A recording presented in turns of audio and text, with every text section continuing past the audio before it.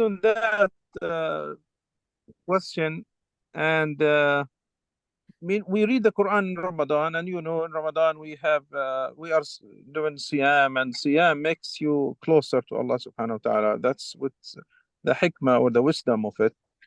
Now, how can we activate the Quran that we listen to during this month? Because it looks like sometimes we listen it, as Brother Abu Abdullah and Sister Andra said, and it's just very fast. We don't understand. We don't just have time to think about it or ponder or something. But what's your recommendation, or what's your, I think, different way of deal with the Quran during Ramadan? Before he answers, I will say something with that, because I do read alone at home. Even if I do go to the mosque for Tarawih and I don't understand anything he says, I come home and read myself. I take notes and I learn new things, and I find lots of typos, and I learn more new things and I have questions. So if you're standing at the mosque, you can't do that. But if we're reading alone, that is one tool that is very effective. Okay, and I'll shut up. Yeah, these are very good questions. Bismillah, alhamdulillah, wa salatu wa salam ala rasulullah, ala alihi wa sahbihi wa man wala. We've been talking about Quran for a while, even in Jumu'ah. And I think that's one of the, probably one of the main deficiencies that we have as Muslims, and also one of the main reasons why people have a superficial understanding of Islam, and people are not very motivated to serve and to worship, and because all of these things are done by the Quran. The Quran very effective in strengthening your relationship with Allah, strengthening your, enhancing your motivation to do good, strengthening your ability to restrain yourself. It's amazing. It's a very effective ways, stories of people before us, and then scenes from the Day of Judgment. He brings it in a way that makes you so motivated to do good, and then the bad things, Quran brings them in a way ugly, so ugly, whether it is scenes from the Day of Judgment or stories of people before us, or in a way that makes you really despise these bad things and be more capable of avoiding them, and don't fall in the trap of shaitan, because basically shaitan has been always, his trick is to sell you illusion, basically to beautify the sin, package it and sell it to you. That's what he did with Adam alayhi salam. قال يا آدم هل أدلك على شجرة الخلد وملك لا يبلى. He sold him illusion, and that's what he does all the time with people. So Quran make you much more alert, strengthen your immune system, gives you a lot of spiritual energy, refresh your iman. So if people are not taking advantage of the Quran, then no wonder why we end up in this situation. The religion that is very superficial, dull, maybe there are some emotions there, but those emotions are not translating to anything. People have some emotions towards Allah, they have some emotions towards the Prophet. They don't accept it when the Prophet is basically mentioned in a bad way. They revere Quran. They have every house, every Muslim house, there are so many mushaf and Quran in the cell phones and etc. But with all of that, we still are not leveraging it. We're not taking advantage of it. Why? Because we have the wrong impression, and we're doing it wrong. I mean, priorities are turned upside down. The top priority and the main priority of when it comes to the relationship with the Quran, if you can do only one thing, it's to study it. Everything else is bonus, is extra. You want to read, fine. You want to memorize, great. You want to listen to the Quran, excellent. You want to learn tajweed, great. But at the end of the day, all of these come after the essential task of studying it. Studying it, what does it mean? It's the same way as you study textbooks. It's exactly the way you did it in college. So, and the two obstacles that we need to overcome, unfortunately, they are in the back of the minds of many Muslims. Number one is that I mean, I don't need Quran to understand my religion or to this idea of maintaining my iman with the Quran or keeping it vibrant and keeping it strong and feeding my soul and my spirit.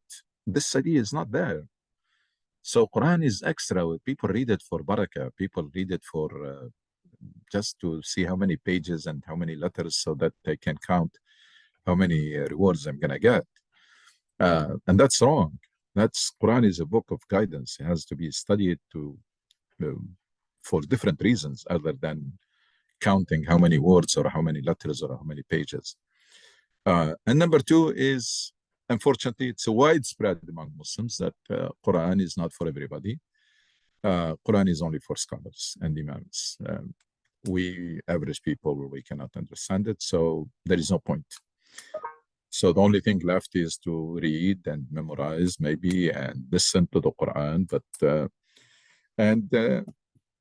again, number one, people have to realize, because that's get to exactly to your question, have to realize that Quran is a necessity, like food for your body. Quran is a necessity for your soul, for your ruh. Imagine spending day or days without eating and drinking. That's exactly what happens to your soul without feeding it. So number one, people have to realize that as I'm feeding my body, I need to feed my soul, and the food for my soul are the dhikr, and the highest form of dhikr is Quran. So it's a necessity. It's not luxury. It's a necessity. Number two, so the mindset has to be changed.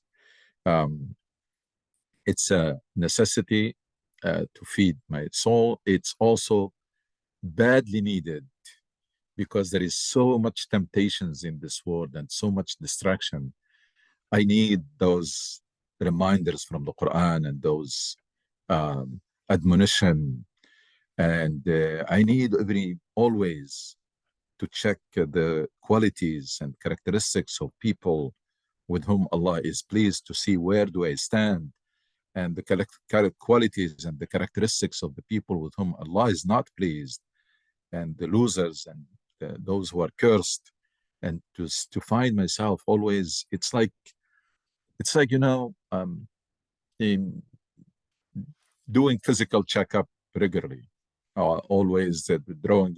It's like someone who's in hospital, they draw blood every day and check, do the blood test or do the x-rays or whatever. So that's what you do for your spirit. So people have to realize, number one, that it is a necessity, and don't fool yourself that you can do without. You can do without, but you're going to end up with that very superficial, uninspiring iman that will prompt you to do the minimum. It's in very bad shape. That is, it's like a car is in a very bad shape, or engine that is in very bad shape. It will probably help you doing the minimum, but not navigating the distractions and the temptations and the challenges of life. So it's a necessity. And then number two has to be, because it is a necessity, has to be done on a regular basis. Bottom line, the ideal situation, the normal situation, which is not now normal, the normal situation is for each and every Muslim to be embarking on a lifelong journey of studying the Quran in the same way they study textbooks in college, which, like the sister was saying, taking notes, searching the meaning of a word, exactly what you did when you were in college. People are fooling themselves. People have studied very complicated measures, And you know that to get a bachelor degree, there is a minimum of 120 credits. If you do the math, that's about 40 courses. That's about 40 textbooks. Someone who studied 40 textbooks is fooling themselves to say that I cannot understand Quran. Now, never mind those who did master and those who did like medicine or those who did PhD, etc. That's even, and yet they convince themselves or fool themselves that the Quran, there is no way I can understand the Quran. So that's something that has to be fixed. It's the ideal situation, daily session with the Quran. It's like your daily food. Daily session with the Quran in which you pick some verses and you study them, you reflect, you check yourself against them, you see what needs to be done, because from every session with the Quran, you're gonna emerge with the homework. You're gonna find some good qualities that you have, and therefore you'll be thankful to Allah and keep them. And you're gonna find some good qualities that you don't have. You're gonna try to work on them, or they're weak. You're gonna find some bad qualities that you don't have. That's great. Thank Allah subhanahu wa ta'ala for that and stay away. And you're gonna find some bad qualities that you may have, and that's your homework will be to get rid of them. Quran, that's how Quran can make you a better person every day. The other thing that kept people, or that brought people to this point to realize that Quran, the way they deal with the Quran, from the large number of people who abandoned the Quran altogether and remember it only in certain occasions every now and then, to the people who just listen and read not consistently, to the people who memorize, etc.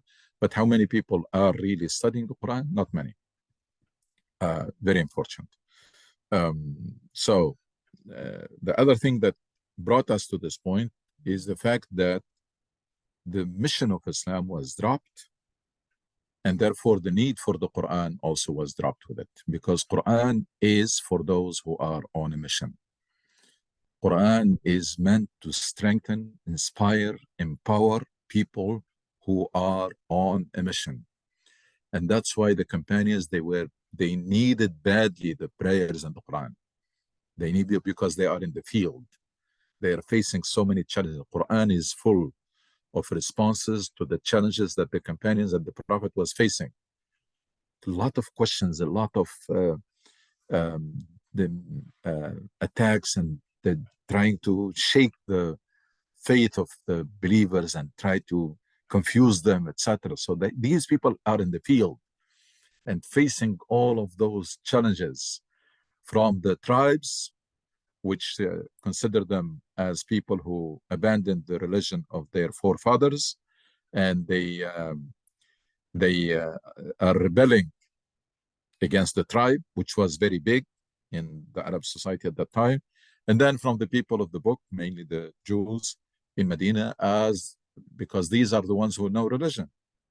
Arabs are known to be ummiyin, illiterate, and to just worship idols. Who are you? Well, we are the people. We can tell you your religion is wrong. Yeah, your religion has this, and always challenging them, all them asking them and trying to intimidate them and keeping them in the corner.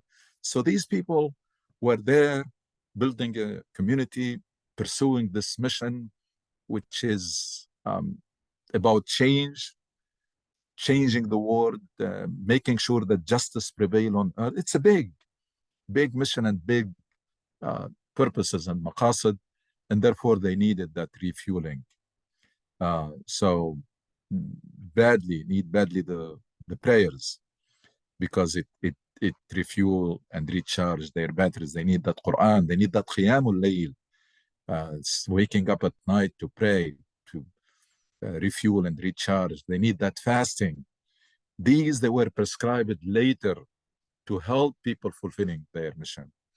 When people abandon their mission, even these sha'air, never mind the Quran itself, even the sha'air rituals, they become obsolete. People pray, they don't know why. People fast because part of the culture. People pray because they don't want to be punished. It's total mess. It was completely messed up. So we have a paradigm, nice paradigm, that is people committed, dedicated themselves to a mission, to Allah, to understand and fulfill His purpose. Then Allah will prescribe these rituals for them to strengthen them as part of their tazkiyah process. And Allah subhanahu wa ta'ala forbidden things because they are harmful, they weaken them, they distract them. And then Allah gave them this prayer and the Quran as regular refueling and recharging. He gave them 1 month of fasting in Ramadan to upgrade their iman and move to the next level. So there was a whole paradigm. At the heart of that paradigm is this idea of mission and maqasid, and the idea that you're dedicating your life to Allah and to His cause. And everything else was connected to it and feeding it to it. Now you take that off, then you have bits and pieces.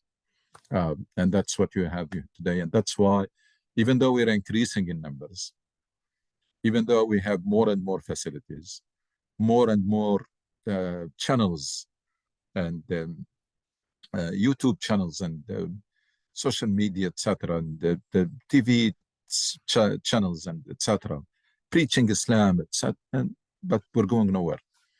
There is hardly anything that is changing. Why? Because what we are spreading is a deficient version of Islam. It's a superficial one. It's not the one that transforms individuals and turn them into leaders and of change in their environment. It's something that its ceiling, maximum it can do, it can make the person behave. And that's even not guaranteed, because we have people who may be praying and fasting and doing, and so religious and practice, but their interaction with their family and spouses and in workplace, etc., it's not ideal. So even that, it's not guaranteed with this version of religion. Never mind the one that are taken astray and end up committing stupid things and horrible things in the name of Islam. So you have the superficial, the one that produces a passive Muslim, disengaged, isolated, the one who may or may not have their behavior and character change, because it does not guarantee, the current version of Islam does not guarantee that. And of course, you have the ones who deviate. And that's why we keep saying that the original true Islam was lost over the centuries. And we ended up with a version that is mutilated. On the surface, it looks exactly like the original version. You go deeper, you find there is nothing in common. So ideally, answer your question, ideally, that's the situation. And the best opportunity to acquire that habit is Ramadan. That's why I said yesterday, last Jumu'ah, I said, if you come out of Ramadan, emerge from Ramadan, without acquiring that habit of daily session with the Quran, you miss the opportunity. Because I don't think you're going to have a better opportunity. You can see the environment, the momentum, the spirit, the energy that you have, the willpower that you have, all of that you need to leverage to acquire a habit that is not easy to acquire. Habits are not easy to acquire and are not easy to get rid of. Habits are difficult to change. So the best time to acquire a good habit or to get rid of that habit is Ramadan. Why? Because Ramadan, your willpower is up there, very strong. Your spirituality is very vibrant. The whole environment is very conducive. There is a lot of tailwind pushing you. That's your moment. And that's, I say that one, emerge from Ramadan with the commitment to study the Quran for the rest of your life in the same way as you studied in college, textbooks in college. And second is also if you emerge with a better quality prayer after Ramadan. If you didn't get these two objectives achieved in Ramadan, I think it was a missed opportunity.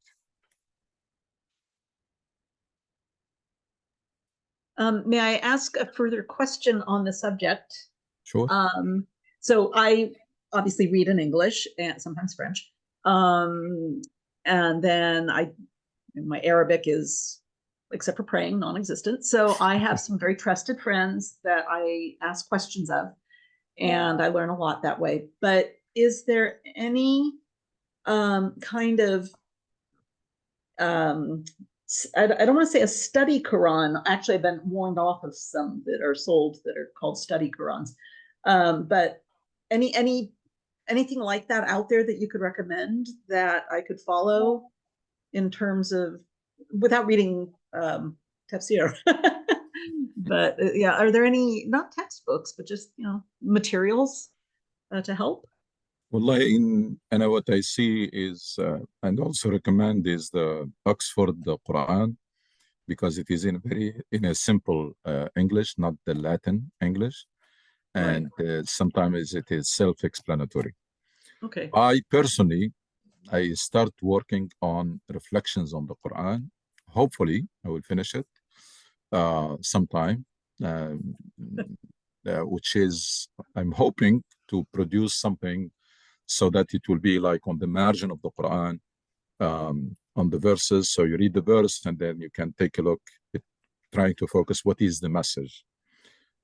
What can you get from here? So my purpose is try to produce, unfortunately, I'm doing it in Arabic, but it can be translated. My purpose is to produce something that can help everybody understand the Quran and eliminate any excuse. I know it was done before, but unfortunately, it was done by people who are traditionalists, and they focused on the literal meaning of the Quran, and it came out superficial. I'm trying to focus on lessons and messages. What message this verse is conveying to.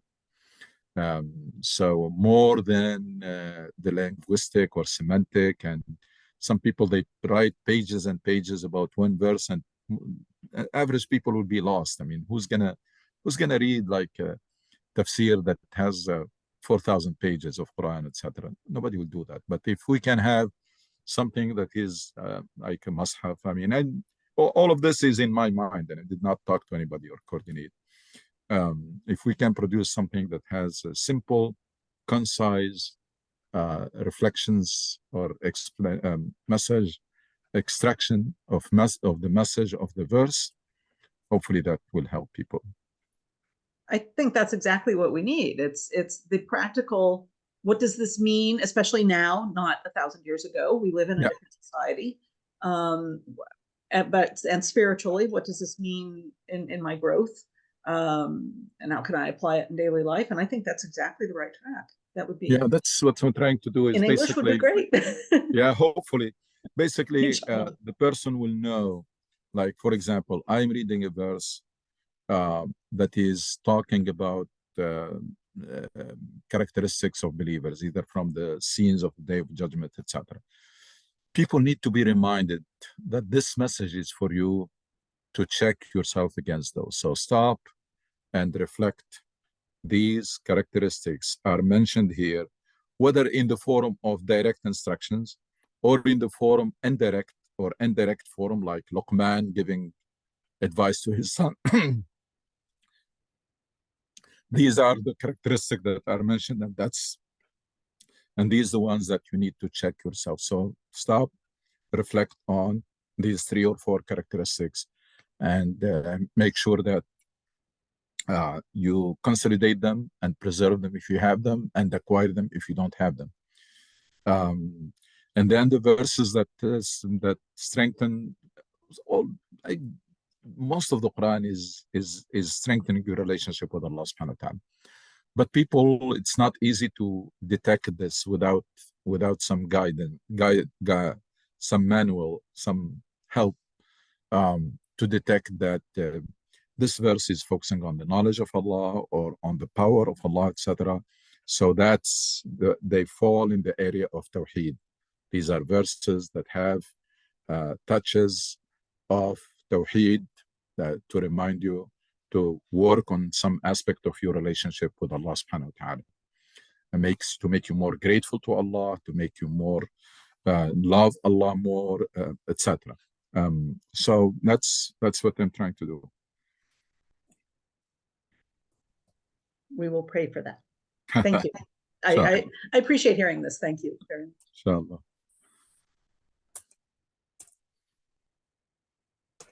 Assalamu alaikum, Dr. Suhail. Assalamu wa rahmatullahi wa barakatuh. Listening to this, I'm just wondering, like, we haven't changed much. Like, even the way we teach our children, even the way, you know, our schools, like Sunday schools or Islamic schools are run, it's still the same, like same concept.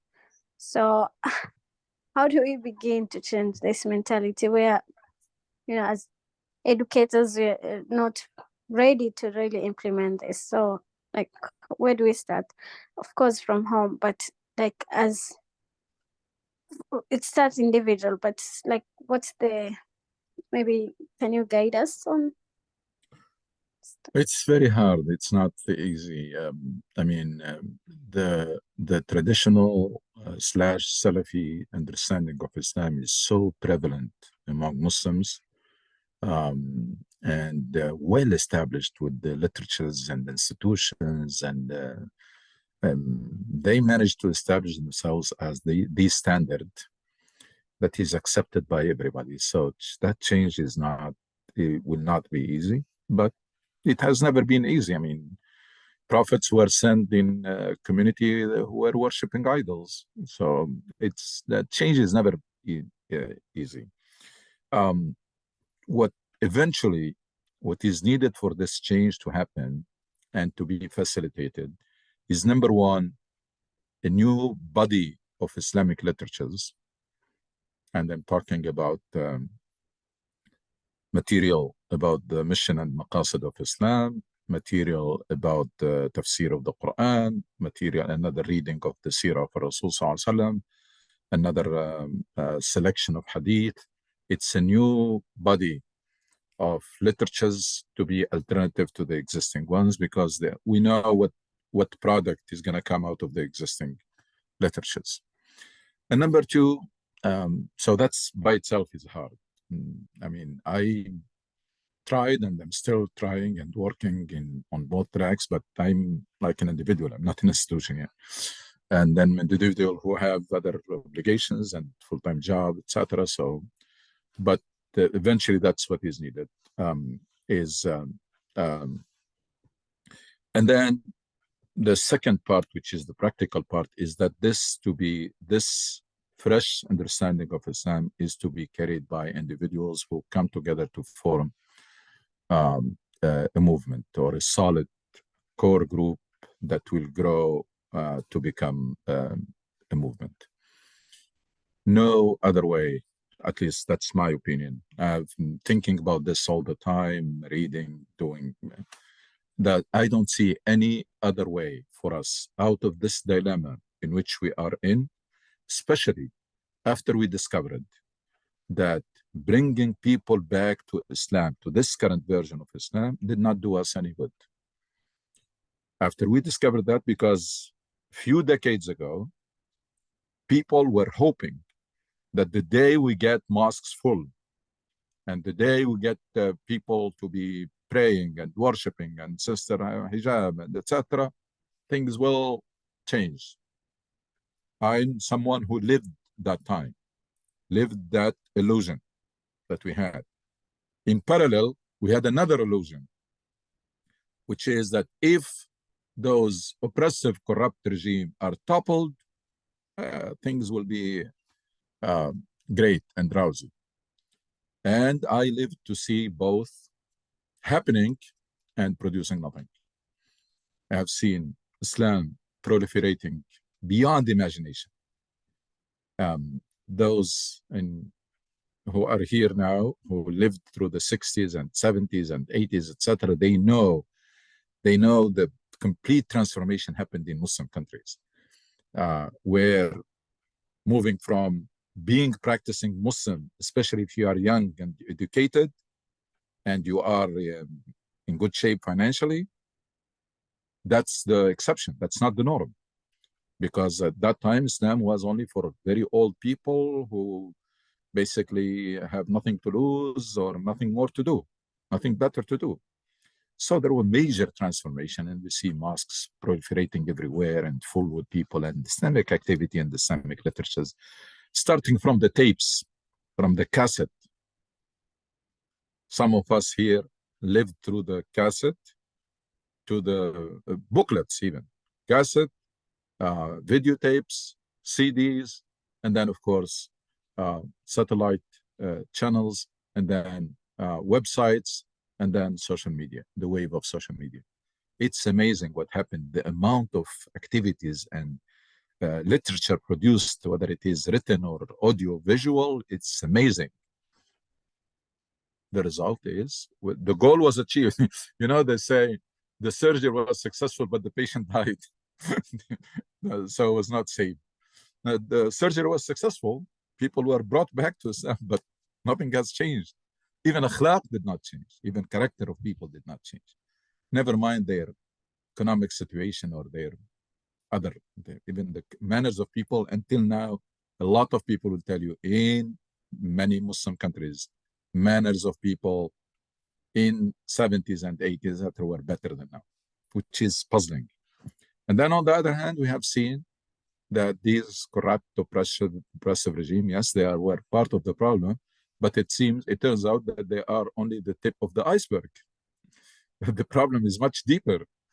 I mean, Saddam was toppled, Gaddafi was toppled, Yemen, what's happening? Tunisia, same, nothing is happening. So it turns out that yes, that was only the part that is visible of a much deeper and bigger problem that has to do with the psyche, with the mindset, with so many things that were mutilated over centuries of dictatorship and 1 century of colonization. 10 or 12 centuries of dictatorship and 1 century of colonization produced a total mess, not only in the situation or in the society, total mess here, and total mess in the personality of people. So the amount of change that is needed is huge. And our job today is nothing less than the job of the Prophet ﷺ and his companions. And I don't exaggerate if I say it's even more difficult. It might be even more difficult. We are in a better shape in terms of resources and numbers, yes. But on the other hand, the confusion was less at that time, because there is idol worshippers and there is the religion of Tawheed. So you're clearly calling for something else, for something different, for the transformation. But now you're gonna come to talk to someone and say, I'm already Muslim, and I'm praying, I'm fasting, I don't steal, I don't drink. What do you want? It's even harder now because you're talking to people who think they have it. Is it doable? It is. When Allah subhanahu wa ta'ala makes it possible, inshallah, it will happen. But from our side, we have to push our limits and do our best. Number one, for each individual to rediscover your religion and re-embrace Islam as a life mission and embark on that journey after you make that commitment that you're going to dedicate your life to understand and fulfill the purpose of Allah, and therefore get rid of this idea that I know what I'm supposed to do and I'm doing it. That's what is killing people. That's what is keeping us stagnant. That everybody thinks they already have it, they know it, and they're doing it. No, this is something that it's a lifelong journey of learning and doing. And no matter how much you know, you still have a lot to learn. No matter how much you're doing fi sabilillah, you need to push yourself to do more, because we're talking about dedicating your life to Allah. And that's the meaning of jihad in Quran has nothing to do with fighting. That's very confusing. There is another word for fighting. It's called qital. Whenever you read Quran and you find jihad, always remember it means sparing no effort fi sabilillah. Sparing no effort fi sabilillah. Doing all you can so that you can stand before Allah subhanahu wa ta'ala and say that I did everything I can. I did not spare any energy, any time, any resources I have. I dedicated them. وابتغي فيما آتاك الله الدار الآخرة ولا تنس نصيبك من الدنيا. I invested everything. Actually, I developed what you gave me, and I invested it fi sabilillah. And by the way, when you invest it fi sabilillah, all the benefit is yours. When you dedicate your life to Allah, Allah is in no need, and He gets nothing out. لن ينال الله لحومها ولا دماؤها. Gets nothing out of your work. It is all yours. You fast, the benefits is spiritual and physical, it's yours. You pray, it's yours. But when you dedicate your life to Allah subhanahu wa ta'ala, it will give you a sense of fulfillment and the happiness that you cannot purchase it with all the money in the world. So it is something, it's not a favor or a service. It's not like you are sacrificing anything. Actually, when you dedicate your life to Allah, you reap all the benefits in this life, in this very life. طوبى لهم وحسن مآب فلنحيينه حياة طيبة. Allah promising pleasant life for people, for those people. So a lot need to be done to help, first of all, for ourselves to rediscover our lost religion, our mutilated religion, and then to share it with others and bring people around us and bring Muslims to that version of Islam. It's not going to be easy because as you read Quran, what prevented people from answering the call of messengers was, this is what we're used to, and we're not going to change. هذا ما وجدنا عليه آباءنا يعني دين الآباء والأجداد وإن على آثارهم مهتدون ومقتدون. So comfort zone, I have a convenient Islam and you're trying to sell me another one, and if I respond, if I answer your call, am I going to acknowledge that all these years I was wrong? No, you were not wrong. I mean, Allah لا يضيع أجر المحسن. لا يضيع إيمانكم. Allah subhanahu wa ta'ala says when the Qibla changed, when you pray to Bayt al-Maqdis, it's not going to be lost. I mean, that's what you knew at that time. So it's not, but now you're going to be held accountable if you know what you're supposed to do and you find excuse not to do it. And yeah, by the way, even ignorance is not an excuse. Never mind, people come to know the huge contrast between the Islam of convenience that they have and the Islam of commitment that is needed, and yet they stick to the first one.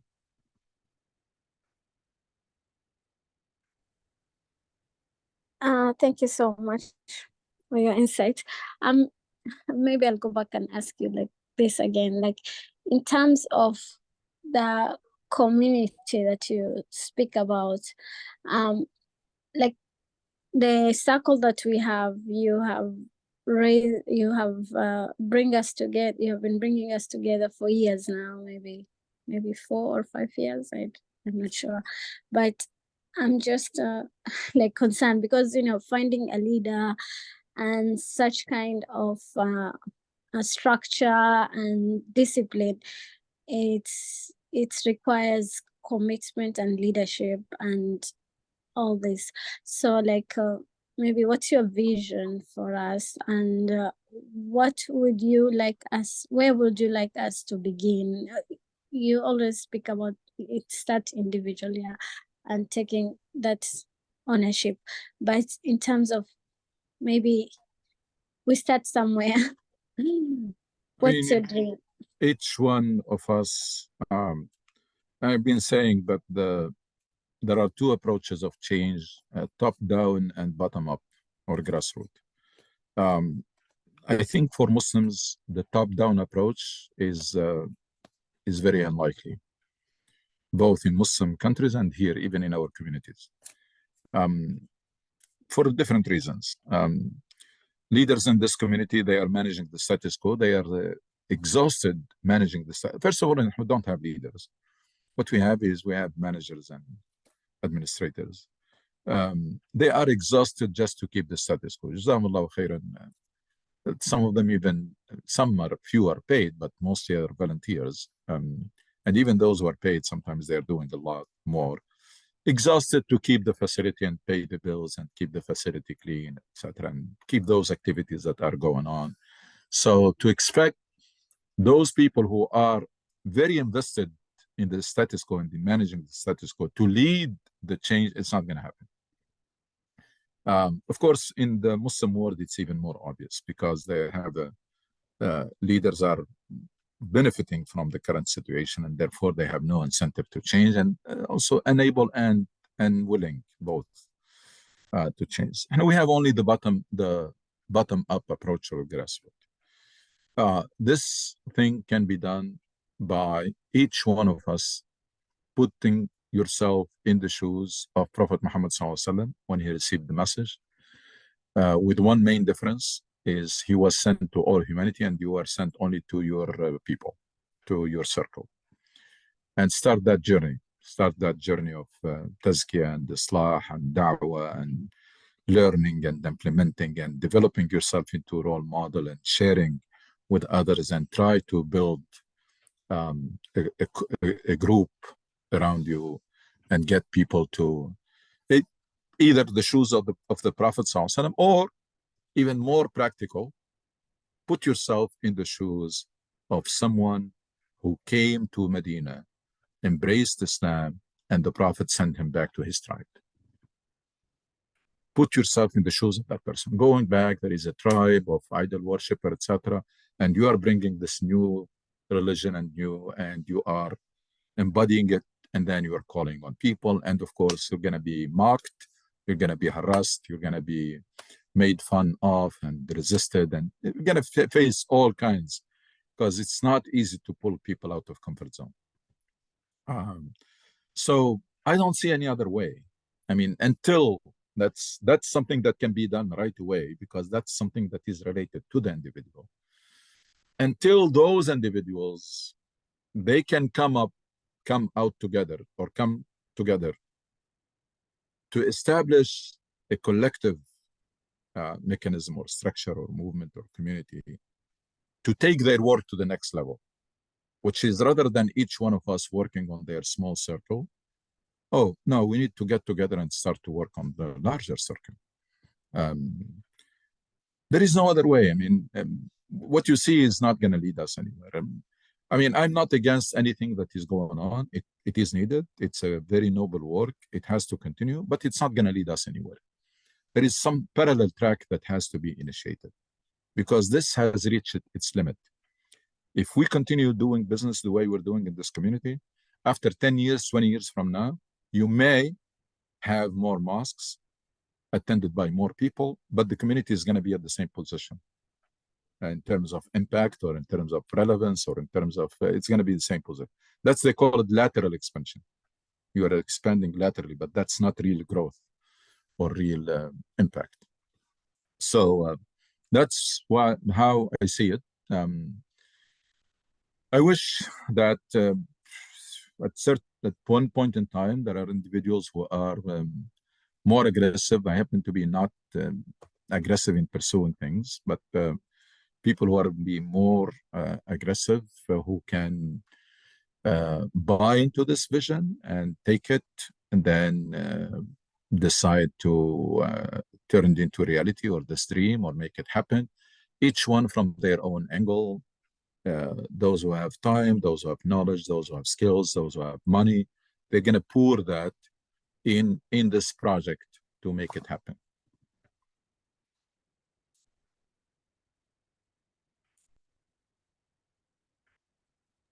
MashaAllah. I said the Inshallah. word, I use the word aggressive, maybe assertive is better than aggressive. Asante. Yeah. Inshallah. Sooner maybe. Or someone who's pushy, push their ideas, etc. I'm not that kind. Nobody has any other question. Thank you very much, guys, and see you next Sunday at noon. Inshallah. Assalamu alaikum wa rahmatullah. Alaikum salam. Alaikum salam. Thank you. عليكم I'll have to السلام talk. جزاك الله خير.